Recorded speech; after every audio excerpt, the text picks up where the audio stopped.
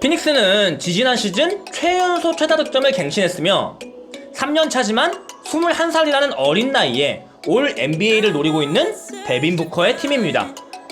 게다가 지난 시즌 엄청난 재능충들이 모여있다는 18-19 시즌 신인 드래프트에서 1순위를 거머쥔 에이튼을 데빈 부커의 파트너로 붙여주면서 순위 상승을 기대하게 했습니다. 하지만 시즌 내내 포인트 가드 문제에 시달렸고 브랜든 나이트, 아이제이아 캐넌, 타일러 존슨 등 많은 트레이드를 통해서 주전 포인트 가드의 변화를 줬지만 사실 모두 최악이라고 말해도 될 정도로 악수의 연속이었고 결국 시즌 막바지까지 경기력의 기복이 심한 모습을 보여주면서 서부 컨퍼런스 꼴찌를 기록했습니다. 그래서 피닉스의 이번 FA 시장 가장 중요한 화두는 부커가 자신의 득점력을 뽐낼 수 있도록 정통 포인트 가드를 데려올 수 있을 것인지였고, 브루클린의 디안젤로 러셀, 멤피스의 마이크 콜리 주니어, 미러키의 말콤 브록던 등 많은 선수들이 후보에 올랐지만 결국 피닉스의 선택은 유타의 주전 포인트 가드였던 리키 루비오였습니다. 유타 경기를 많이 보셨던 분들은 3년 51미 오버페이라고 느껴질 수 있다고 생각하지만 선수들이 선호하지 않는 피닉스 구단 입장에서는 제시할 수 있는 현실적인 가격이었다고 생각합니다.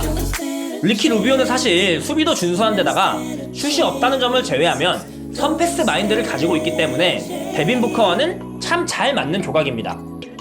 또 피닉스가 이번 FA 시장에서 루비오를 제외하면 슛이 준수한 선수들을 많이 데려왔고 이로써 유타에서보다는 루비오의 슛이 부족한 단점이 두드러질 가능성이 적은 로스터를 구성했습니다. 가장 급했던 포인트 가드 포지션 문제를 해결했고 그 후에는 에이튼의 파트너가 되어줄 4번 포지션을 구해야 했는데 미네소타의 픽 업그레이드 트레이드에서 다리오 사리치를 데려오면서 4번 포지션도 허슬이 좋고 슛이 좋은 스트레치 4로 채웠고 보스턴에서 알짜배기 센터 에런 베인지를 데려오면서 에이튼의 백업 센터도 데려왔습니다. 사실 카민스키와 에런 베인지를 데려온 것이 오프시즌 가장 좋은 무브였다고 생각하고 많은 팀들이 노리던 리션 홈즈가 세크라멘토로 떠났지만 카민스키와 베인즈라면 그 빈자리를 충분히 메꿔줄 것입니다. 그리고 신인 드래프트에서는 11순위로 카멜론 존슨과 24순위 타이 제롬을 선택했는데 카멜론 존슨은 썸머리그에서도 16득점을 올리는 동안 드리블을 단 한 번만 칠 정도로 볼 소유 시간이 극도로 적은 퓨어 슈터이고 대학리그에서 현재 NBA 리그에서 탑3 안에 드는 3점 슈터인 버디 힐드와 유사한 3점 슛 성공률을 보여줬을 정도로 검증된 슈터입니다.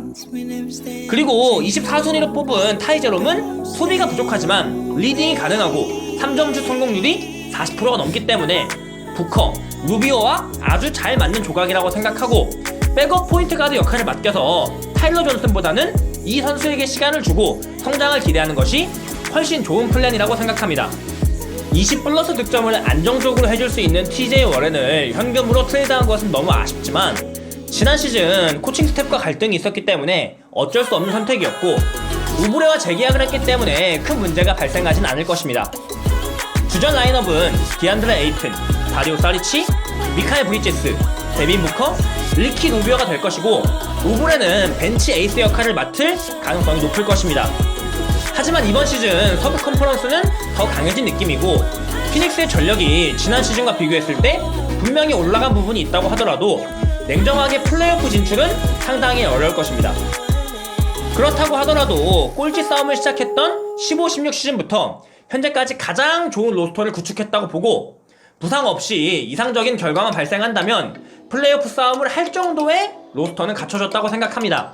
물론 변수가 너무 많이 존재하는 NBA이고 시즌이 길지만 그래도 이번 시즌은 암울했던 기간을 벗어나 피닉스라는 팀이 승리하는 모습을 더 많이 볼 수 있는 시즌일 것이라고 보고 지난 시즌 3점이 리그 최하위였는데 이번 시즌 많은 슈터를 보강한 점이나 리키 루비오라는 정통 포인트 가드를 데려왔다는 점이 지금까지와는 다르게 피닉스 프론트가 드디어 정신을 차렸다고 생각하는 부분입니다.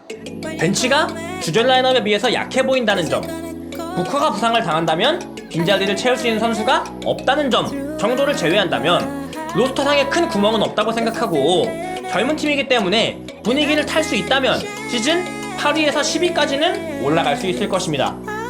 부커가 미스터 70의 명성처럼 폭발적인 모습을 보여주길 바라며 다음 영상은 주전 포인트 가드인 디온테 머레이가 돌아올 샌안토니오의 영상으로 찾아뵙겠습니다.